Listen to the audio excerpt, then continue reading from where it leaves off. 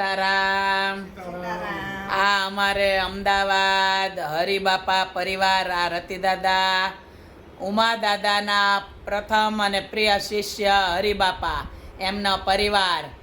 આ રતિભાઈ, પછી ભરતભાઈ, એના દીકરા નિકુંજભાઈ, એના લાલન દીકરા આજે અહીંયા આપણે